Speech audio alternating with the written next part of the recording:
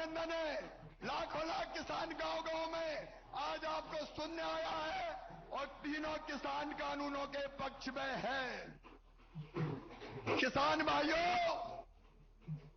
बताइए मोदी जी ने अच्छा किया कि बुरा किया? और जोर से अच्छा किया कि बुरा किया? किसान कानून लागू होने चाहिए कि नहीं? तो आइए मेरे साथ बोलिए, मोदी जी आगे बढ़ो, किसान कानून लागू करो, किसान कानून जारी रखो। मोदी जी जिंदाबाद, नरेंद्र मोदी जिंदाबाद, भारत माता की, नर्मदा मैया की, हर हर नर्मदे। और अब मैं सीधे हमारे हृदय के हार प्रधानमंत्री जो दिन रात हमारी चिंता करते हैं, किसानों की आय दुगना करने का संकल्प जिन्होंने लिया है, श्रीमान नरेंद्र मोदी जी से प्रार्थना करता हूं कि वो आए और मध्य प्रदेश के गांव गांव में बैठे लाखों लाख किसानों को संबोधित करे। सेनानी करो प्रयाण अभय, भावी इतिहास तुम्हारा है, ये नकतम आके पूछते हैं, सारा आकाश तुम्हारा है।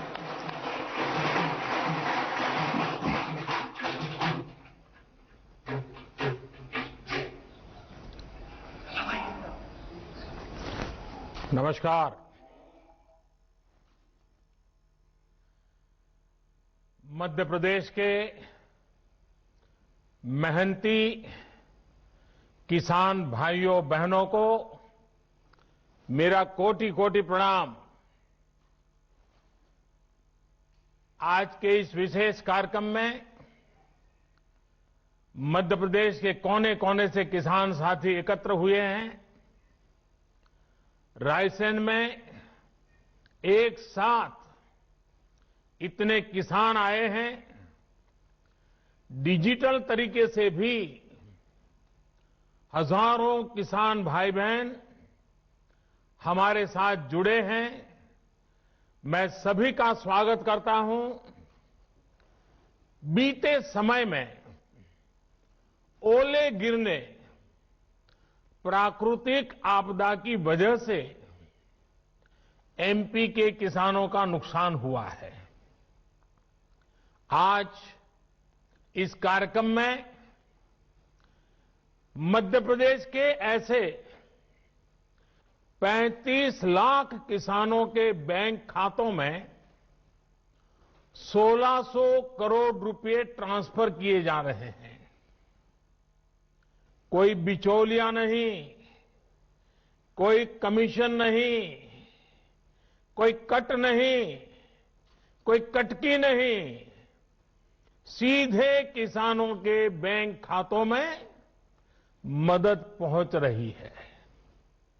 टेक्नोलॉजी के कारण ही ये संभव हुआ है और भारत ने बीते 5-6 वर्षों में जो ये आधुनिक व्यवस्था बनाई है, उसकी आज पूरी दुनिया में चर्चा भी हो रही है और उसमें हमारे देश के युवा टैलेंट का बहुत बड़ा योगदान है। साथियों, आज यहां इस कार्यक्रम में भी कई किसानों को किसान क्रेडिट कार्ड सौंपे गए हैं। पहले किसान क्रेडिट कार्ड हर कोई किसान को नहीं मिलता था। हमारी सरकार ने किसान क्रेडिट कार्ड की सुविधा देश के हर किसान के लिए उपलब्ध कराने के लिए हमने नियमों में भी बदलाव किया है। अब किसानों को खेती से जुड़े कामों के लिए आसानी से आवश्यक पूंजी मिल रही है। इसमें उन्हें दूसरों से ज्यादा ब्याज पर कर्ज लेने की मजबूरी से भी मुक्ति मिली है। साथियों, आज इस कार्यक्रम में भंडारण, कोल्ड स्टोरेज, यानी वेयर हाउसिंग, कोल्ड स्टोरेज, इससे जुड़े इंफ्रास्ट्रक्चर और अन्य सुविधाओं का लोकार्पण और शिलान्यास भी हुआ है। ये बात सही है कि किसान कितनी भी मेहनत कर ले, लेकिन फल, सब्जियां, अनाज, उसका अगर सही भंडारण न हो, सही तरीके से न हो, तो उसका बहुत बड़ा नुकसान होता है। और ये नुकसान सिर्फ किसान का ही नहीं, ये नुकसान पूरे हिंदुस्तान का होता है। एक अनुमान है कि करीब करीब 1 लाख करोड़ रुपए के फल, सब्जियां और अनाज हर साल इस वजह से बर्बाद हो जाते हैं। लेकिन पहले इसे लेकर भी बहुत ज्यादा उदासीनता थी। अब हमारी प्राथमिकता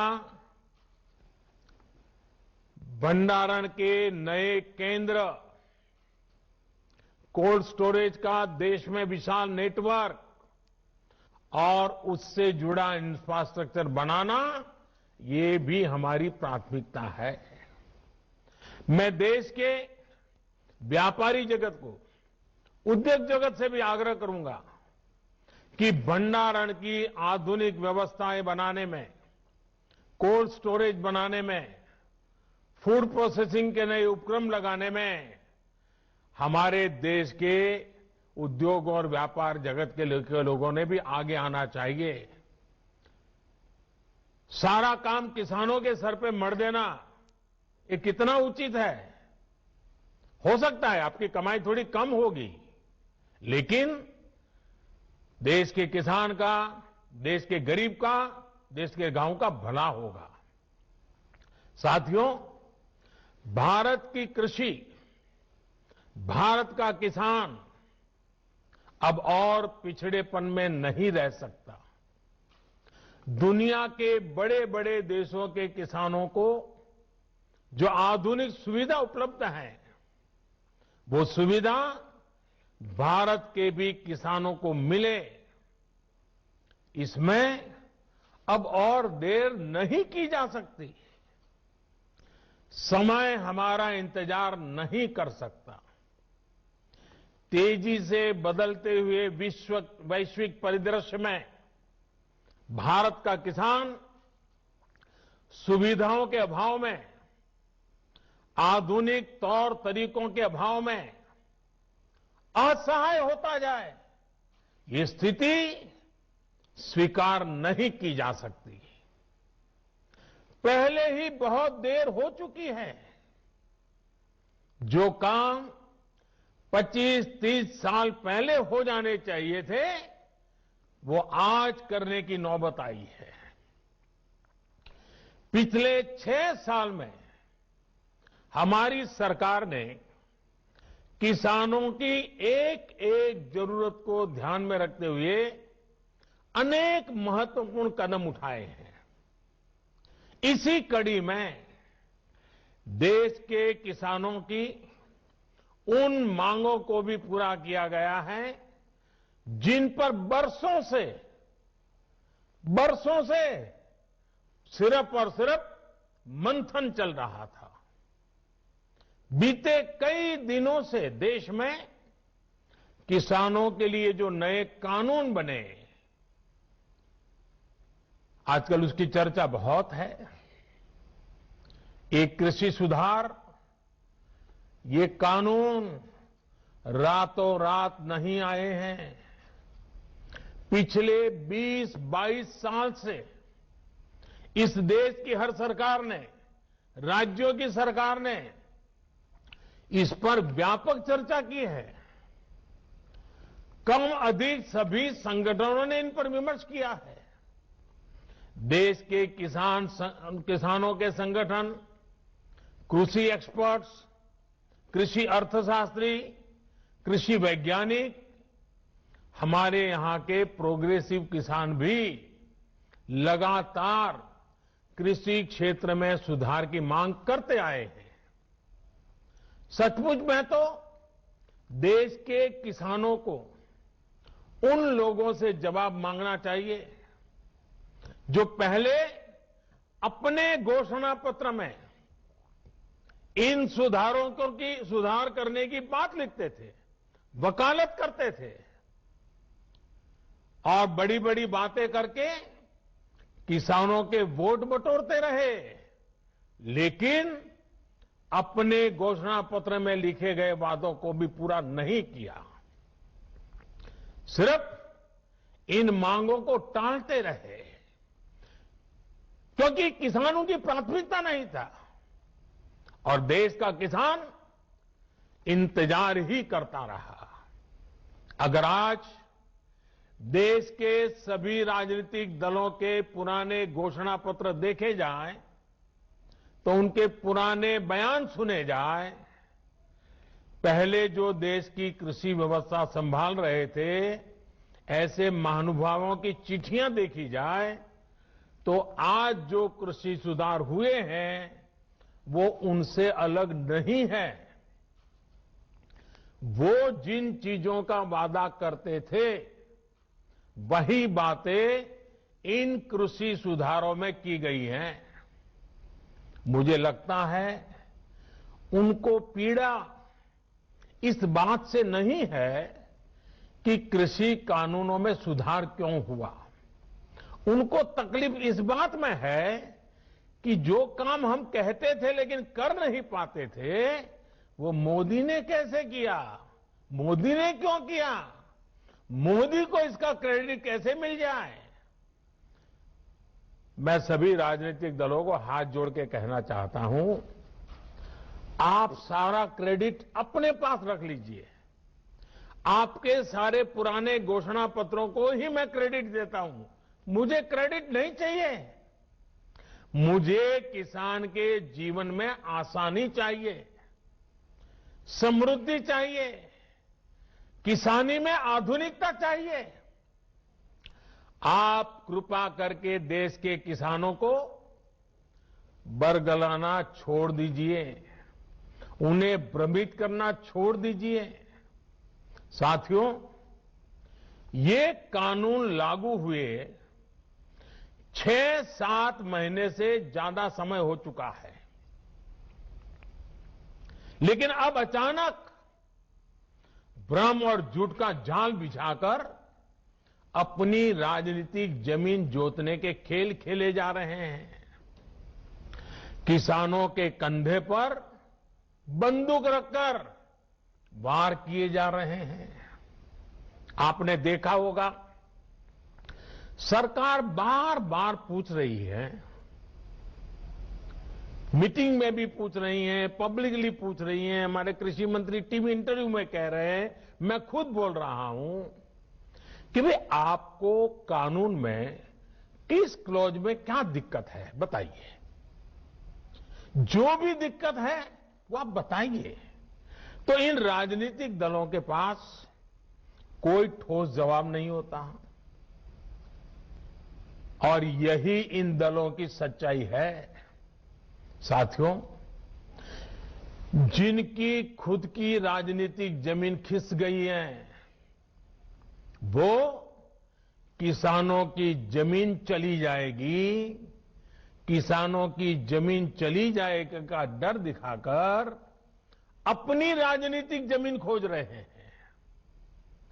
आज जो किसानों के नाम पर आंदोलन चलाने निकले हैं, जब उनको सरकार चलाने का या सरकार का हिस्सा बनने का मौका मिला था, उस समय इन लोगों ने क्या किया, ये देश को याद रखना जरूरी है।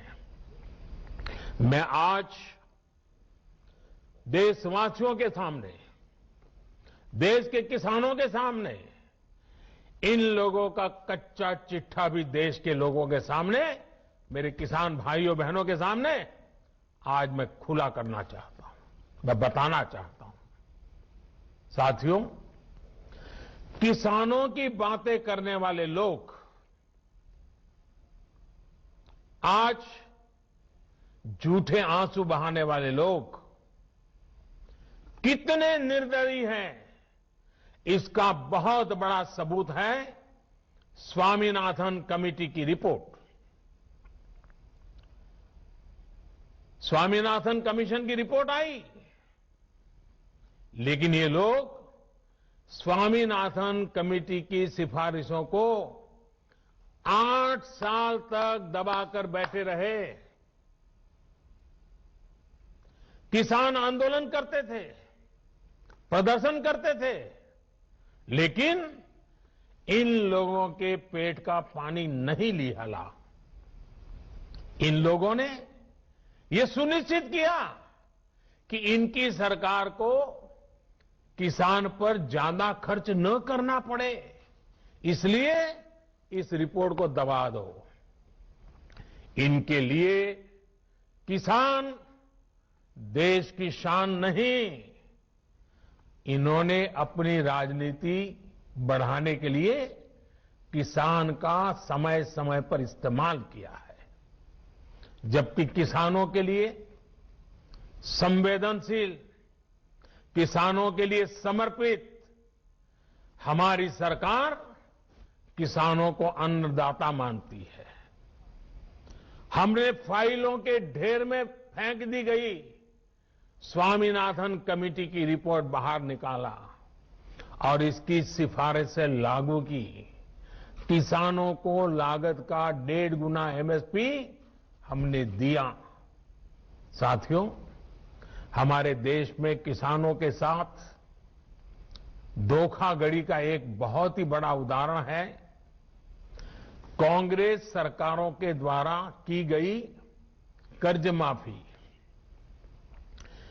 जब 2 साल पहले मध्य प्रदेश में चुनाव होने वाले थे तो कर्ज माफी का वायदा किया गया था। कहा गया था कि सरकार बनने के 10 दिन के भीतर सारे किसानों का कर्ज माफ कर दिया जाएगा। कितने किसानों का कर्ज माफ हुआ? सरकार बनने के बाद क्या क्या बहाने बताए गए, ये मध्य प्रदेश के किसान मुझसे भी ज्यादा अच्छी तरह जानते हैं। राजस्थान के लाखों किसान भी आज तक कर्ज माफी का इंतजार कर रहे हैं। किसानों को इतना बड़ा धोखा देने वालों को जब मैं किसान हित की बात करते देखता हूं तो मुझे बड़ा आश्चर्य होता है। ये कैसे लोग हैं? क्या राजनीति इस हद तक जाती है? क्या कोई इस हद तक छल कपट कैसे कर सकता है? और वो भी भोले भाले किसानों के नाम पर। किसानों को और कितना धोखा देंगे ये लोग। साथियों, हर चुनाव से पहले ये लोग कर्ज माफी की बात करते हैं। और कर्ज माफी कितनी होती है? सारे किसान इससे कवर होते हैं क्या? जो छोटा किसान कभी बैंक का दरवाजा नहीं देखा है, जिसने कभी कर्ज नहीं लिया, उसके बारे में क्या कभी एक बार भी सोचा है इन लोगों ने? और नया पुराना हर अनुभव ये बताता है कि जितनी ये घोषणा करते हैं उतनी कर्ज माफी कभी नहीं करते। जितने पैसे ये भेजने की बात कर रहे हैं उतने पैसे किसानों तक कभी पहुंचते ही नहीं है। किसान सोचता था कि अब तो पूरा कर्ज माफ होगा और बदले में उसे मिलता था बैंकों का नोटिस और गिरफ्तारी का वारंट। और इस कर्ज माफी का सबसे बड़ा लाभ किसे मिलता था? इन लोगों के करीबियों को, नाते रिश्तेदारों को। अगर मेरे मीडिया के मित्र अगर थोड़ा खंगालेंगे तो ये सब 8-10 साल पहले की रिपोर्ट में उन्हें पूरी तरह कच्चा चिट्ठा मिल जाएगा। यही उनका चरित्र रहा है। किसानों की राजनीति का दम भरने वालों ने कभी इसके लिए आंदोलन नहीं किया, प्रदर्शन नहीं किया। कुछ बड़े किसानों का कर्ज 10 साल में एक बार माफ हो गया, इनकी राजनीतिक रोटी सिक गई, काम पूरा हो गया, फिर गरीब किसान को कौन पूछता है? वोट बैंक की राजनीति करने वाले इन लोगों ने और इन लोगों को देश अब भली भांति जान गया है, देश देख रहा है। देश हमारी नीयत में गंगा जल और मां नर्मदा के जल जैसी पवित्रता भी देख रहा है। इन लोगों ने 10 साल में एक बार कर्ज माफी करके लगभग 50,000 करोड़ रुपए देने की बात कही। 10 साल में एक बार 50,000 करोड़। हमारी सरकार ने जो पीएम किसान सम्मान योजना शुरू की है, उसमें हर साल किसानों को लगभग 75,000 करोड़ रुपए मिलेंगे। यानी 10 साल में लगभग 7.5 लाख करोड़ रुपया किसानों के बैंक खातों में सीधे ट्रांसफर। कोई लीकेज नहीं, किसी को कोई कमीशन नहीं, कट कल्चर का नामो निशान नहीं। साथियों, अब मैं देश के किसानों को याद दिलाऊंगा यूरिया की। याद करिए, 7-8 साल पहले यूरिया का क्या होता था, क्या हाल था? रात रात भर किसानों को यूरिया के लिए कतारों में खड़े रहना पड़ता था। क्या ये सच नहीं है? कई स्थानों पर यूरिया के लिए किसानों को लाठीचार्ज की खबरें आमतौर पर आती रहती थी। यूरिया की जमकर के काला बाजारी होती थी कि नहीं होती थी? किसान की फसल खाद की किल्लत में बर्बाद हो जाती थी, लेकिन इन लोगों का दिल नहीं पसीजता था। क्या ये किसानों पर जुल्म नहीं था, अत्याचार नहीं था?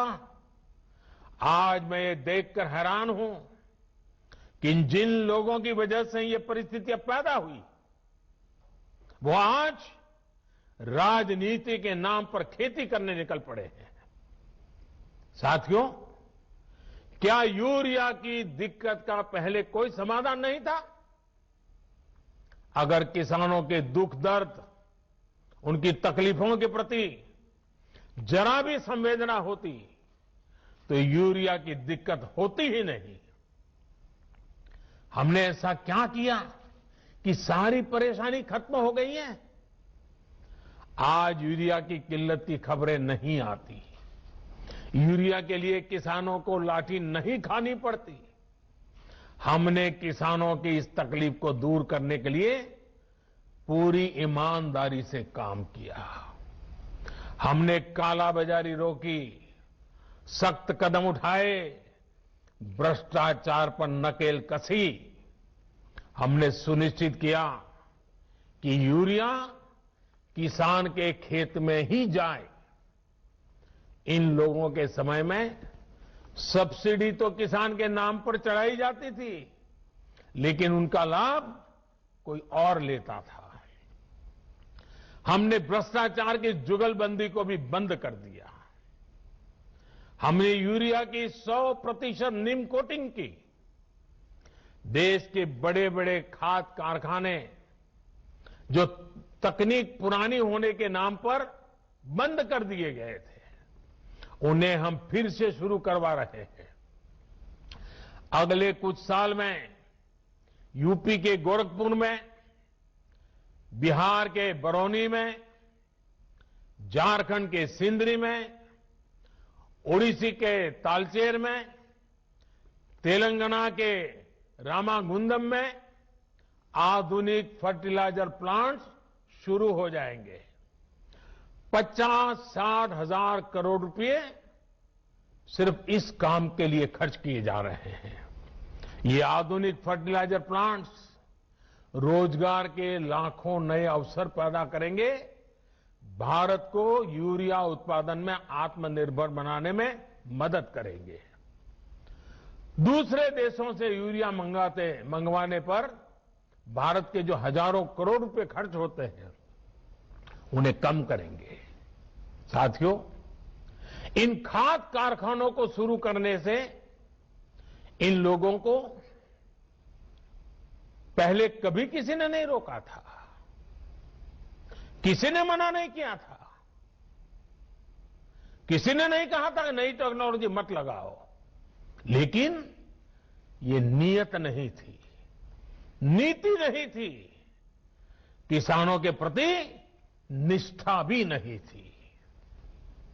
किसान से झूठे वायदे करने वाले सत्ता में आते रहो, झूठे वादे करते रहो, मलाई खाते रहो, यही इन लोगों का काम रहा है। साथियों, अगर पुरानी सरकारों को चिंता होती तो देश में 100 के करीब बड़े सिंचाई प्रोजेक्ट दशकों तक नहीं लटकते। बांध बनना शुरू हुआ तो 2500 साल तक बन ही रहा है। बांध बन गया तो नहरें नहीं बनी, नहरें बन गई तो नहरों को आपस में जोड़ा नहीं गया, और इसमें भी समय और पैसे दोनों की जमकर के बर्बादी की गई। अब हमारी सरकार हजारों करोड़ रुपए खर्च करके इन सिंचाई परियोजनाओं को मिशन मोड में पूरा करने में जुटी है, ताकि किसान के हर खेत में पानी पहुंचाने की हमारी इच्छा पूरी हो जाए। साथियों, किसानों की इनपुट कॉस्ट कम हो, लागत कम हो, खेती पर होने वाली लागत कम हो, इसके लिए भी सरकार ने निरंतर प्रयास किए हैं। किसानों को सोलर पंप बहुत ही कम कीमत पर देने के लिए देश भर में बहुत बड़ा अभियान चलाया जा रहा है। हम अपने अन्नदाता को ऊर्जा दाता भी बनाने के लिए काम कर रहे हैं। इसके अलावा हमारी सरकार अनाज पैदा करने वाले किसानों के साथ ही मधुमक्खी पालन, पशुपालन और मछली पालन को भी उतना ही बढ़ावा दे रही है। पहले की सरकार के समय देश में शहद का उत्पादन करीब 76,000 मैट्रिक टन, 76,000 मैट्रिक टन होता था। अब देश में 1,20,000 मैट्रिक टन से भी ज्यादा शहद, हनी का उत्पादन हो रहा है। 1,76,000। देश का किसान जितना शहद, मधु पहले की सरकार के समय निर्यात करता था, आज उससे 2 गुना शहद निर्यात कर रहा है। साथियों, एक्सपर्ट कहते हैं कि एग्रीकल्चर में मछली पालन वो सेक्टर है जिसमें कम लागत में सबसे ज्यादा मुनाफा होता है। मछली पालन को बढ़ावा देने के लिए हमारी सरकार ब्लू रिवॉल्यूशन स्कीम चला रही है। कुछ समय पहले ही 20,000 करोड़ रुपए की प्रधानमंत्री मत्स्य संपदा योजना भी शुरू की गई है। इन्हीं प्रयासों का ही नतीजा है कि देश में मछली उत्पादन के पिछले सारे रिकॉर्ड टूट चुके हैं। अब देश अगले 3-4 साल में मछली निर्यात को 1 लाख करोड़ रुपए से ज्यादा करने के लक्ष्य पर काम कर रहा है।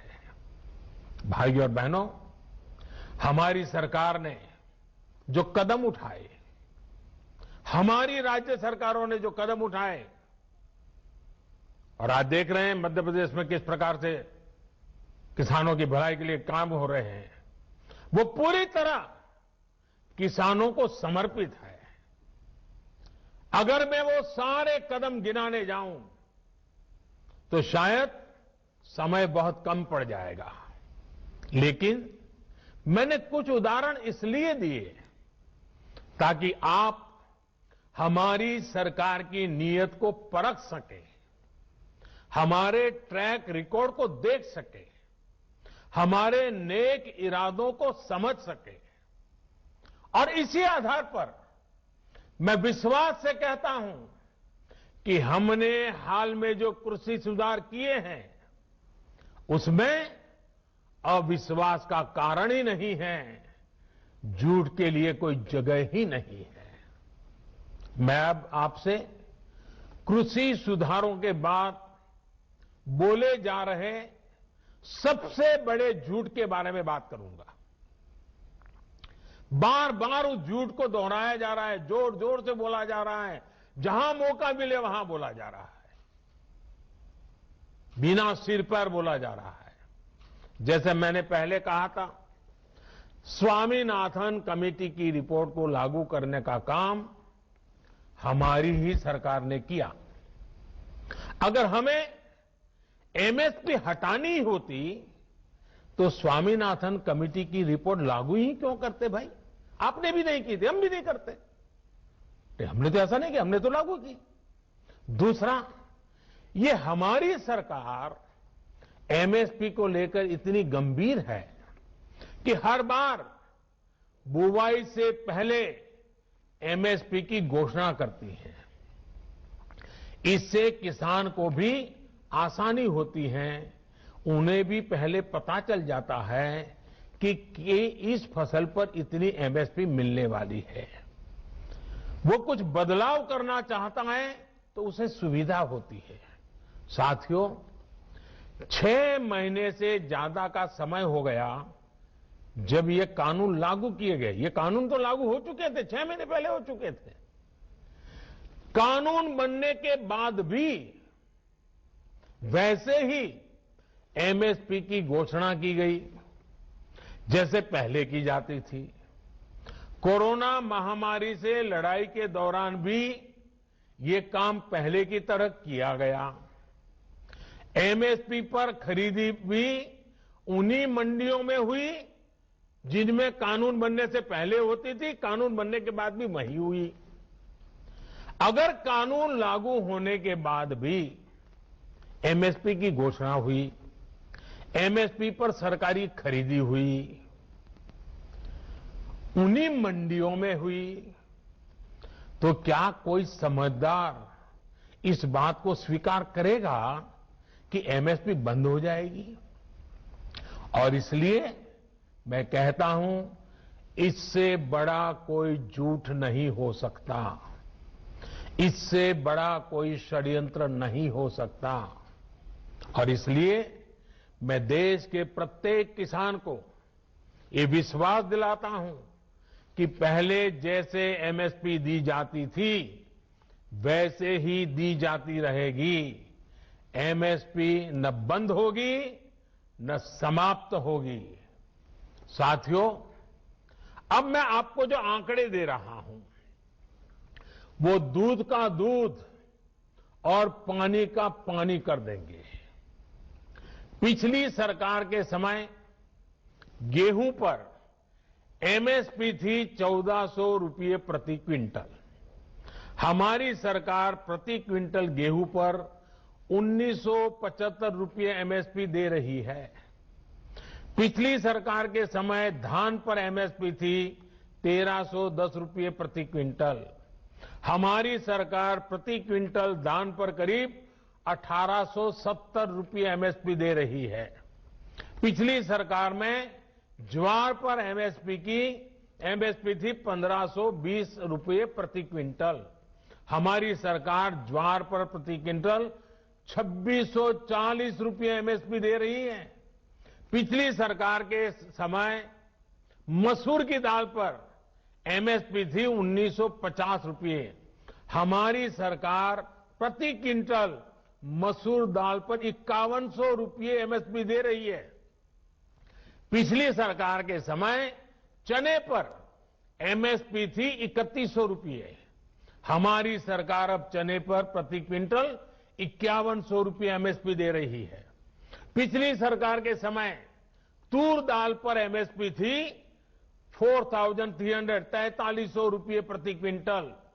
हमारी सरकार तूर दाल पर प्रति क्विंटल 6000 रुपये एमएसपी दे रही है। पिछली सरकार के समय मूंग दाल पर एमएसपी थी 4500 रुपये प्रति क्विंटल। हमारी सरकार मूंग दाल पर करीब 7200 रुपये 7200 रुपये एमएसपी दे रही है। साथियों, ये इस बात का सबूत है कि हमारी सरकार एमएसपी समय समय पर बढ़ाने को कितनी तवज्जो देती है, कितनी गंभीरता दे देती है। एमएसपी बढ़ाने के साथ ही सरकार का जोर इस बात पर भी रहा है कि ज्यादा से ज्यादा अनाज की खरीदारी एमएसपी पर की जाए। पिछली सरकार ने अपने 5 साल में किसानों से लगभग 1700 लाख मैट्रिक टन धान खरीदा था। ये आंकड़े याद रखना। हमारी सरकार ने अपने 5 साल में 3000 लाख मैट्रिक टन धान किसानों से एमएसपी में खरीदा, करीब करीब डबल। पिछली सरकार ने अपने 5 साल में करीब 3.25 लाख मैट्रिक टन तिलहन खरीदा था।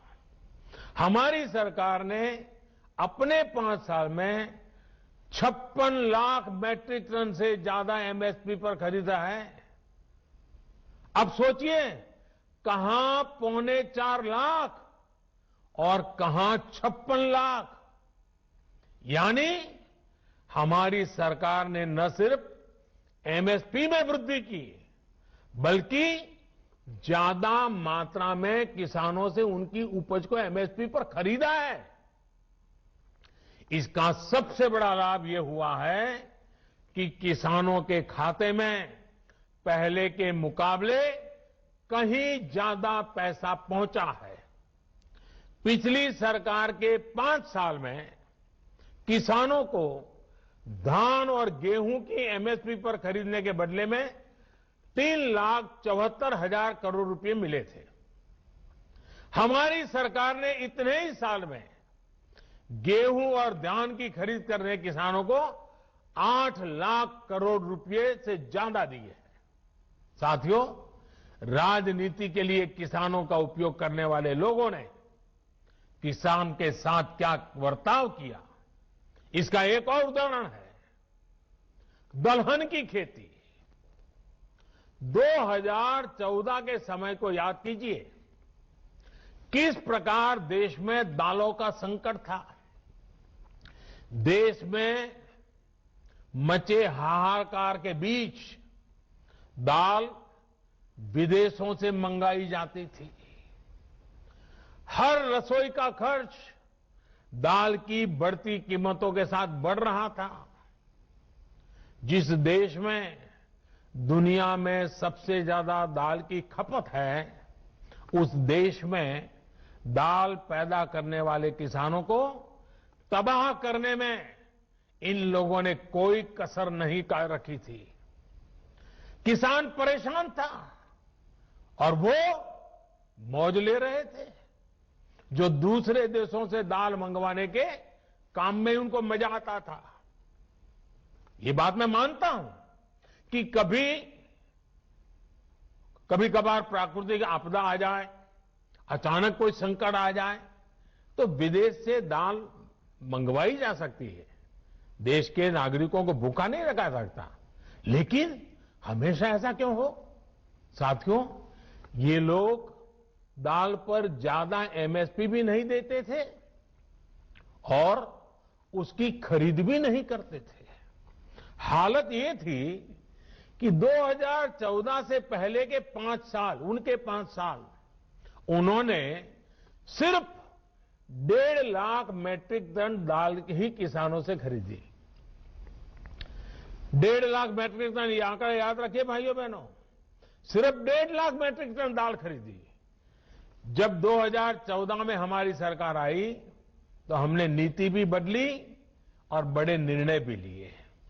हमने किसानों को भी दाल की पैदावार के लिए प्रोत्साहित किया। भाइयों और बहनों, हमारी सरकार ने किसानों से पहले की तुलना में 112 लाख मैट्रिक टन, मैं दोबारा बोलता हूं, 112 लाख मैट्रिक टन दाल एमएसपी पर खरीदी। सोचिए, 1.5 लाख उनके जमाने में, वहां से हम सीधे ले गए 112 लाख मैट्रिक टन। उन लोगों ने अपने 5 सालों में दाल किसानों को, दाल पैदा करने वाले किसानों को कितना रुपया दिया? 650 करोड़ रुपए। हमारी सरकार ने क्या किया? हमने करीब करीब 50,000 करोड़ रुपए दाल पैदा करने वाले किसानों को दिया। कहां 600 करोड़, कहां 50,000 करोड़। आज दाल के किसान को भी ज्यादा पैसा मिल रहा है, दाल की कीमतें भी कम हुई हैं, जिससे गरीब को सीधा फायदा हुआ है। जो लोग किसानों को न एमएसपी दे सके, न एमएसपी पर ढंग से खरीद सके, वो एमएसपी पर किसानों को गुमराह कर रहे हैं।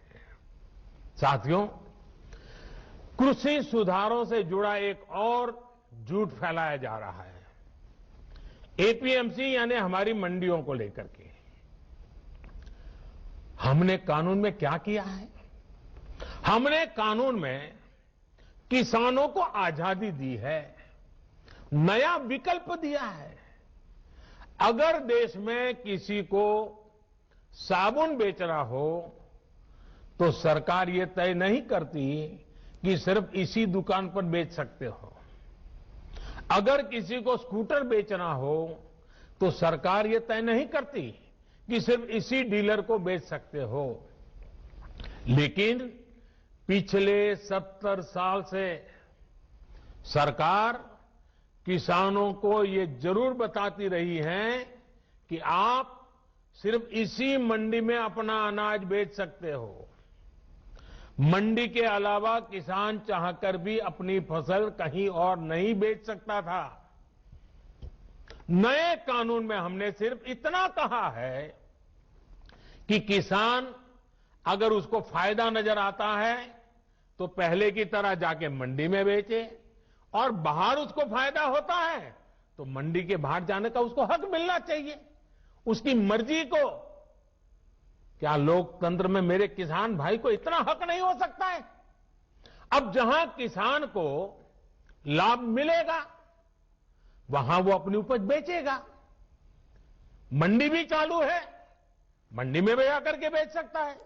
जो पहले था वो भी कर सकता है, किसान की मर्जी पर करेगा। बल्कि नए कानून के बाद तो किसान ने अपना लाभ देखकर अपनी उपज को बेचना शुरू भी कर दिया है।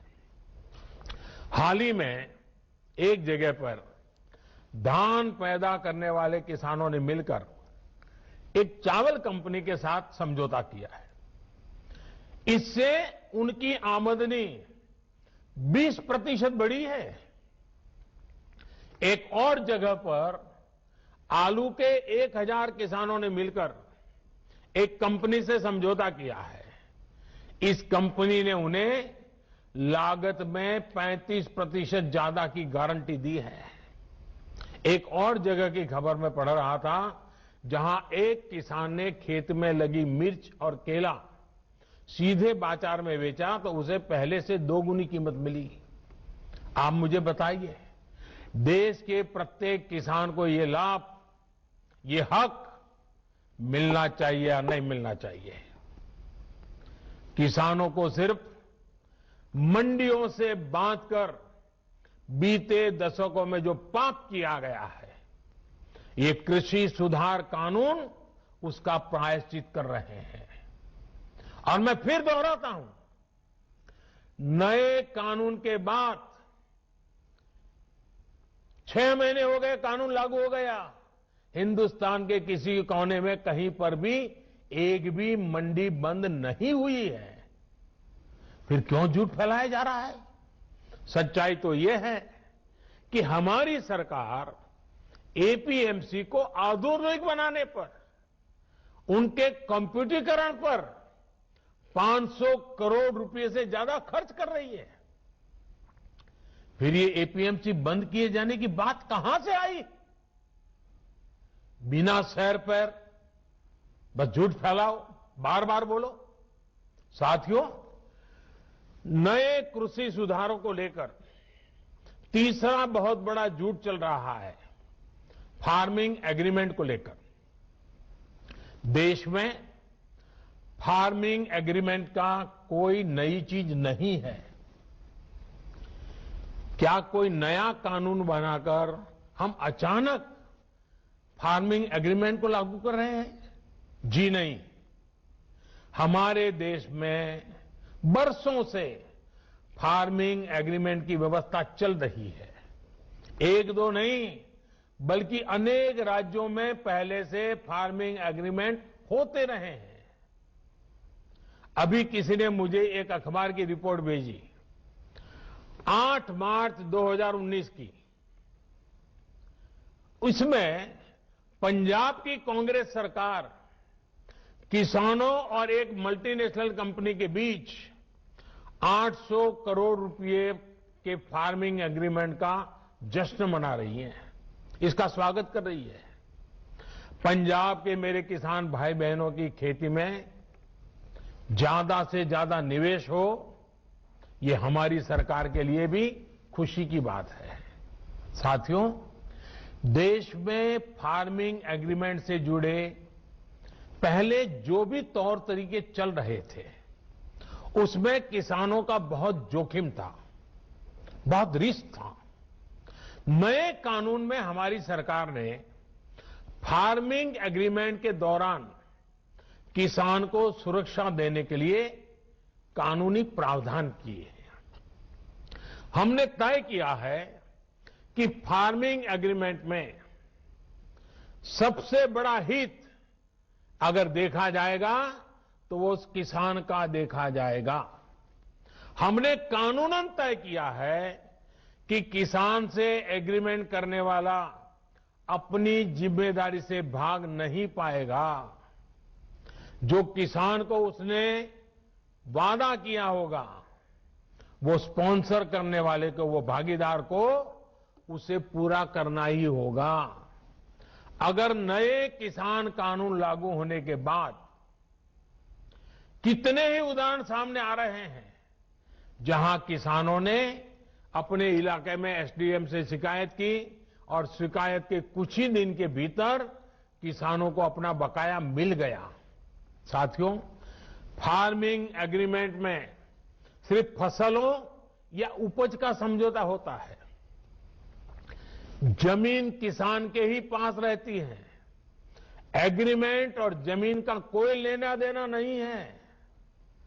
प्राकृतिक आपदा आ जाए तो भी एग्रीमेंट के अनुसार किसान को पूरे पैसे मिलते हैं।